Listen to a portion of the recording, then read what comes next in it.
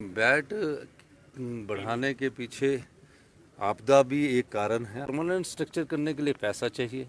पैसे के लिए हम अपने साधन तो बढ़ा ही रहे हैं, उसमें एक साधन डीजल का बढ़ाना भी है। सर, कौशल विकास रथ को रवाना किया है सर, क्या मकसद है इसका और क्या लाभ मिलने वाला है युवाओं को खासकर?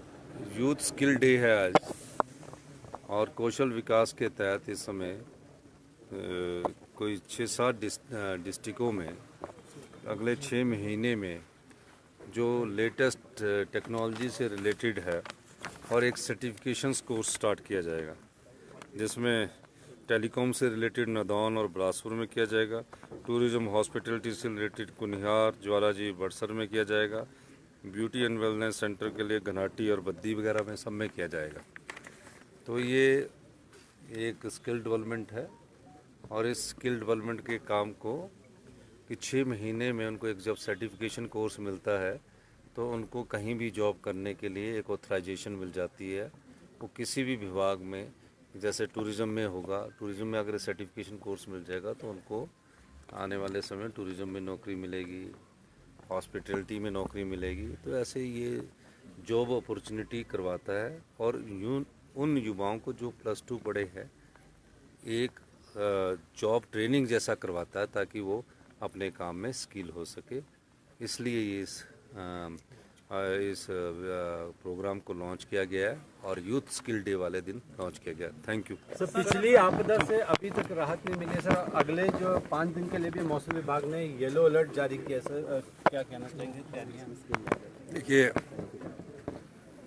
अब मौसम पर तो किसी का बस चलता नहीं है, वो तो भगवान के हाथ में है। और लेकिन जो भी है, मुझे खुशी है कि आज सुबह ही 9 बजे हमने 70,000 पर्यटक निकाल दिए, और हमारा इवैक्यूएशन जो था निकालने का वो प्रोसेस अब ख़त्म हो गया। 300-400-500 पर्यटक जो आए हैं वो सेफ जगहों पर है। इस समय एक भी पर्यटक की मृत्यु इस बाढ़ आपदा से नहीं हुई है। जो मृत्यु हुई है वो एक्सीडेंट से हुई है और दूसरी जगह हुई है। मुझे खुशी है, मैं सभी प्रशासन के वहाँ अधिकारियों को, सभी पुलिस के अधिकारियों को और धन्यवाद करना चाहूँगा कि हिमाचल की जनता का भी, जो इस वक्त हिमाचल के साथ खड़ी है। अब जो अगला हमारा कार्य है वो रिस्टोरेशंस का है, उसके लिए काफ़ी वक्त लगेगा, और उस वक्त में हमें जनता का भी साथ चाहिए और आर्थिक मदद भी चाहिए। हमारी सरकार ने कल ही एप्पल जो सीजन था उसको सुचारू चलाने से जितनी सड़कें थी, कल ही 5 सेक्टरों में उसको बांट दिया। हर 15 किलोमीटर के बाद हमारा एक एसडीओ, एक जेई रहेगा। रोडू से लेकर ठियोग तक रोड में, ठियोग से लेकर चौपाल तक के रोड में, और इस पर एक एसडीओ, एक जेई रहेगा। और उसके बाद जो कुमारसैन से आने वाला सेब है, वहाँ सभी लोगों को हमने एक्टिवेट कर दिया है। एक्स्ट्रा स्टाफ की तैनाती हमसे एप्पल सीजन में जहाँ से सेब निकालना है वहाँ कर रहे हैं। गांव की सड़कों को निकालने के लिए मैंने 50 करोड़ रुपया जारी कर दिया है, ताकि गांव की सड़कें कई बगीचों में हाथ नहीं लगाने देते। लेकिन मैं सभी बागवानों से भी अनुरोध करूँगा कि छोटी सी चीज़ के लिए हमें अभी रुकना नहीं है, कि जहाँ सड़क में मलबा पड़ा और सड़क टूट चुकी है, वहाँ अगर सड़क को ठीक करने के लिए थोड़ी बहुत जगह किसी निजी व्यक्ति की जाती है तो वो तकरीबन 15 सितंबर तक उसको दे दे। उसके बाद उस जगह जो है उसकी को ठीक कर दिया जाएगा, और जो रिटेनिंग वाल है उसको लगाने के लिए कह दिया गया है।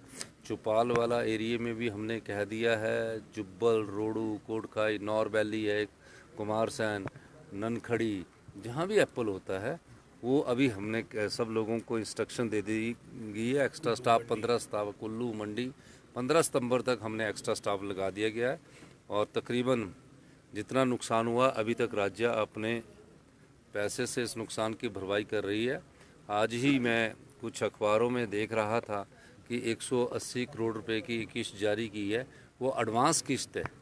यानी कि कहने का मतलब वो हमारी सरकार को मिलना ही है, चाहे आपदा आती चाहे आपदा नहीं आती।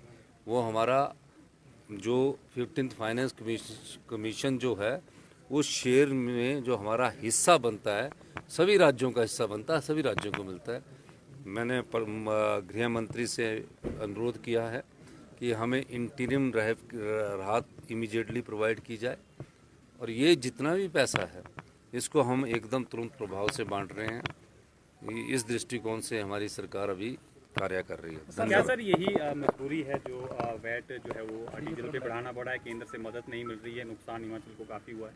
नहीं, वैट बढ़ाने के पीछे आपदा भी एक कारण है, हमने लिखा उसमें, क्योंकि हिमाचल के इंफ्रास्ट्रक्चर को तकरीबन बहुत बड़ा नुकसान हुआ है। 1 साल से ज़्यादा समय लग जाएगा रोडों को, पानी को, सिंचाई को, बिजली को ठीक करने में। अभी तो हमने टेम्परेरी ठीक किया है, और मैं ये बताना चाहता हूँ कि 60 घंटे के अंदर कुल्लू डिस्ट्रिक्ट में सभी सुविधाएं हमने उपलब्ध करवा दी, और सभी अधिकारी कर्मचारी बिजली बोर्ड के लोगों का, और जो हमारे और कर्मचारी जो बाहर के डिस्ट्रिक्टों से आए थे उनका भी धन्यवाद करना चाहता हूँ। लेकिन ये सब टेम्परेरी है, इनका परमानेंट स्ट्रक्चर करने के लिए पैसा चाहिए। पैसे के लिए हम अपने साधन तो बढ़ा ही रहे हैं, उसमें एक साधन डीजल का बढ़ाना भी है। और इस जब सब लोग सरकारी कर्मचारी है, सारे हिमाचल के लोग बढ़ चढ़कर दान कर रहे हैं। सरकारी कर्मचारियों ने 1 दिन की पे दान कर दी है, एमएलओ ने 1 महीने की पे दान कर दी है। तो सब जब इस आपदा के समय में सब लोग साथ दे रहे हैं, तो जो हमने डीजल बढ़ाया है उसका रेट अभी भी उत्तराखंड, हरियाणा और पंजाब से कम है, तो हमने उसको पैरेलल किया। तो इस दृष्टिकोण से हमने ये कार्य किया, क्योंकि पिछली सरकार ने, जो भारतीय जनता पार्टी की सरकार थे, उन्होंने चुनावों के वक्त 7 रुपये वैट कम कर दिया था कि चुनावों में हम इसका फ़ायदा मिलेगा। हम चुनावों को ध्यान में रख के कार्य नहीं कर रहे, हम कार्य कर रहे हैं कि इस समय प्रदेश की जनता को राहत मिले, प्रदेश के लोगों को राहत मिले, इस दृष्टिकोण से कार्य कर रहे हैं। और हम प्रदेश को अपने पैरों पर खड़ा करने के लिए, प्रदेश आत्मनिर्भर बनाने के लिए इस दिशा से हम नीतिगत आगे बढ़ रहे हैं, ये हमारा कहना है। आपका बहुत बहुत धन्यवाद।